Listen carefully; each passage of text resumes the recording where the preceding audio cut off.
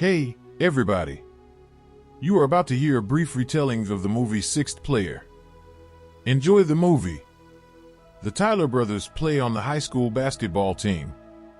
The gym teacher asks his son Antoine to stop kicking the ball into the parking lot. The team is down by 1 point and the man says his youngest son Kenny should make the last shot. A and K are forever written on a poster by his mom. Little Kenny is stopped at ringside, but he doesn't believe in himself and spasms back at his talented brother. However, Antoine was unable to throw the ball and the team lost. The distraught kid doesn't understand how he could have missed. Mr. Tyler reminds his sons that they should always play with passion and dignity, and if the brothers always stick together, everything will be possible. Separately, their father spoke to Kenny and asked him to believe in himself and his strength. Years later, the Tyler brothers are the biggest stars on the varsity team. Thanks to their endeavors, the Washington Huskies can become champions for the first time in 10 years. During halftime, the team mascot was injured and passed out. Coach Pedersen is giving them instructions if they're going to break through. Kenny intercepted the ball as he should have and gave it to Antoine. He makes a slam dunk. The commentators predict a professional career for Antoine. Mom congratulates her sons and says that their father would be very proud of them. In the evening, the whole team gathers at the bar. Kenny looks at his girlfriend and his full glass is knocked over by a fat man. The beer spilled all over the bar and went straight into the smiling stranger's purse. Kenny had no choice but to apologize and leave. At the same time, Antoine got into the ring on a dare while standing blindfolded with his back to the ring. Cheryl came up to him, unhappy that the guy was dynamiting her, but Antoine's first priority right now is the competition. Kenny's not so good with the girls. Right now, to prove the opposite, he bet his brother that he could get the phone number of absolutely any girl here, and Antoine pointed to the stranger. The girl realized what was about to happen and just left the place, but she didn't run away from Kenny himself. Strange that such a talented player turned out to be so clumsy. The girl gave her name, A.R.C. St. John, and left Ken alone. Turns out that R.C. is a new reporter at the student newspaper and she complimented Kenny on the latest article. The Huskies have an important game tonight. With 4 minutes to go, they win by 2 points. The Huskies are getting closer and closer to the NCAA championship. Kenny made a fall and after 2 free throws the Huskies went on offense.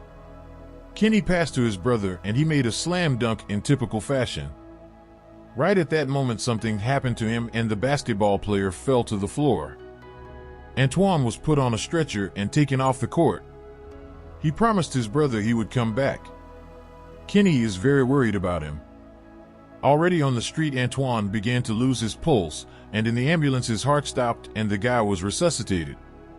The Huskies have lost, but Kenny is not worried about that. He hurriedly changes his clothes to go to the hospital, but the coach came into the locker room with a mournful face and said that Antoine died on the way to the hospital. A heart attack.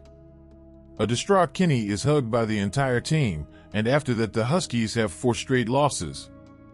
Kenny can't get it together, reporters are bugging him. Left alone on the court, he speaks aloud to Antoine and says he can't handle it on his own and needs his brother's help. R.C. approaches the guy to offer condolences. Kenny complains that everyone keeps bugging him about Antoine's death. The coach still hopes they can make it to the big leagues, but they need to start winning. He scolded Serbian ZG Rabasek for trying to shoot a 3-pointer, which he never does. A disgruntled Kenny tossed the ball up and somehow it never came back down. Coach Pedersen supports Kenya. However, he warns that he may have to be replaced before the end of the season, but he is an important link. If he pulls it together, he could save the team. Pedersen needs a leader. Kenny, he says, is still playing with his brother in his heart. Next game, the Huskies lose by 12 points, and the worst player tonight is Kenny Tyler. Suddenly the guy heard someone whispering advice. The ball suddenly reached Danny and he put it in the hoop. But the opponent's ball bounced out of the ring, even though it went straight into it. With 7 seconds left in the game, the Huskies are down by 1 point. The opposing team has the ball and suddenly it's flying out of the basketball player's hands like a cannonball. Tyler makes a pass, but the ball goes straight to the basket on a weird trajectory and the Huskies score 3 points to win the game. "Great game, brother," heard Kenny whisper again in the locker room. "I'm right there with you. Don't you recognize me?" The faucets in the shower opened on their own and Antoine emerged from the water. Kenny tried to convince himself he was delirious, but suddenly his brother grabbed him from behind. Hitting the ghost didn't work. Antoine reminds his brother of his father's words that if they are together, anything is possible. Kenny is the only one who can't see him because he's the one who called him and his brother has to get used to it. After all, they'll be fighting for the championship. Kenny is now constantly distracted by his brother's jokes and from the outside it looks very strange. Ghost keeps up with him for a minute and embarrasses him every time. The game is evenly matched today. Major was already running out of the line, but Antoine kicked it right back to the basket. Another time, he covered Robasek. To keep the opponents from getting points, Antoine just sat on the hoop and kept throwing the ball away. Even with such tricks, the game turned out to be equal. As always, everything would be decided in the final seconds. Kenny starts pushing with his brother. RC realizes there's something wrong with him.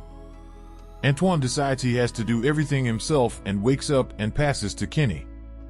He put the ball in the basket in the style of his brother. Thanks to the victory, the Huskies finally made it to the big leagues. But in the locker room, Kenny's strange behavior raised questions. The players thought he was out of his mind with grief. Kenny approached RC, but according to her, the invisible man is already keeping her company. In light of recent events, he didn't even realize it was a joke at first. After being asked out, the journalist started talking about the game. Somehow it all looks supernatural. The players hang in the air for 6 seconds, and the ball flies on some wild trajectory. Suddenly, Antoine came out of the pool. Kenny first screamed with fright, and then started talking to the ghost. What on earth is he seeing? RC wondered. Antoine advises not to get involved with the journalist. She will definitely sniff out something, but in Kenny's opinion, his brother is just jealous of him. He himself now only sees girls from horror movies. For these words, Antoine took Kenny in a chokehold right in the middle of the street and continued to torture him in front of the basketball players. They are convinced that their star definitely drove the geese and demand Kenny to explain himself, but he doesn't stop and the weirdo looks the same strange. Eventually, he says it was all his brother Antoine and gulps for air. He asks the ghost to appear in front of the others as well so they will believe it. Kenny throws the ball to a low Denny and tells him to do a slam dunk. Antoine helps him jump. Dennis sprinted and then soared and made it to the basket. Everyone is amazed, but not enough to believe the ghost. Then Antoine gave them a natural poltergeist and appeared on the big screen. The mascot tried to hit the ring for the 15th time this season, but it ended in injury for him again. Tonight is the first major league game. McClatchy's RC, the boss, sits her down and says she needs a career breakthrough. And there's something weird going on with the team, and it's definitely Kenny, who she's gotten close to. If she tries hard enough, she could be on the cover of the sports news. Antoine demands that his brother pass to the Serbian to make a three-pointer, and the blonde does well, his first successful attempt of 13 shots. There was a scuffle on the court when the opponent remembered brother Kenny. The asshole was about to make a free throw. Antoine got into it, and with all his might launched the ball under the dome. The next time Antoine possessed the ball, he demanded that the asshole not poke him in the eye. When he got scared, he just threw the ball away and ran away. The Huskies won, and Kenny scored a game-high 36 points. The team celebrates in the locker room. Kenny goes on a date with RC. The girl is trying to find out what the secret of his incredible game is, as always in the personal affairs of his brother, Antoine. He doesn't like journalists. In the bathroom, Kenny looks between his legs and demands that he not get out when not asked, especially on a date. The other guy misunderstands him. Antoine keeps pestering the younger man and pours hot sauce all over his dish, and then douses it with water. The weird date came to an end. Kenny was about to kiss RC, but with an ugly face, he jammed into the palms of his brother's hands. He jerked ahead of Antoine and pecked the girl on the cheek and then again on the lips. Kenya quarreled with his brother. The coach came out to the noise and asked who he was talking to. Antoine did not stop grumbling and eventually took offense and left his brother, kicking the fisherman from the picture. But he didn't really leave his brother anywhere. The Huskies are performing well in the championship. Once, Antoine even had members of the opposing team punch each other in the face. As the Huskies approach the finals, during the next game Antoine demands that his brother listen to him instead of the coach. He also walked into Luther and broke a rule in his body. The player had to be replaced. Luther wants Antoine off his back and Kenny tells his brother that he has lost his head and is already hurting the team. Although of course the Huskies win again by 19 points. Maklitsky demands that RC get information about the unusual team, and at this point, while watching the game tape, she noticed that Luther didn't even touch the ball during the shot, and she also lip-read that the player mentioned the dead Antoine.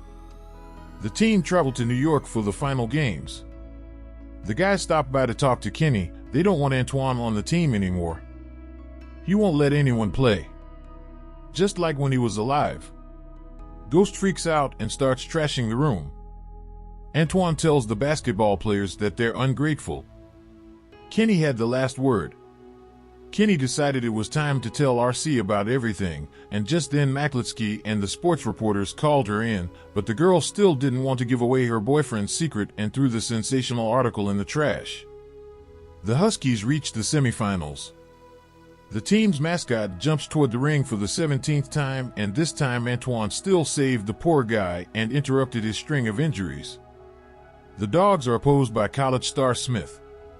He expresses his respect for Kenny and has a kind word for his brother. The team can't do anything against Smith. He's tearing opponents apart. Antoine got angry and launched Smith into the basketball backboard. The star was injured and his team lost. The Huskies made it to the finals. Kenny went to check on Smith at the hospital and he had a concussion and a broken collarbone. RC figured it was Antoine's doing. He's dead, but he's still in charge of his brother. Kenny comes into the locker room before the game to talk to Antoine. He asks him to stay on the bench tonight. Kenny is tired of the cheating. Antoine reminds him that they've always been partners and dreamed of a champion. Except Kenny thinks he's been on the sidelines his whole life and in his brother's shadow. If Antoine takes the court tonight, they won't play. It's better to lose. Antoine got mad and left.